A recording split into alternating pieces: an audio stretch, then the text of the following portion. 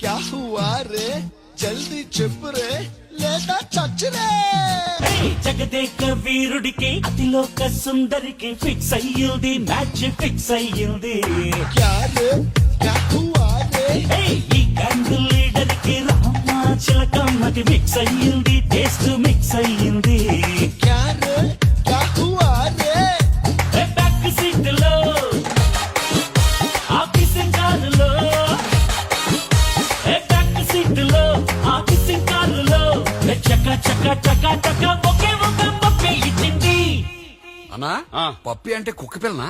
ఒరేయ్ పప్పి అంటే హిందీలో ముద్దురా మొద్దు. ఒరే అన్నకు ముద్దు పెట్టేసినదంటరా.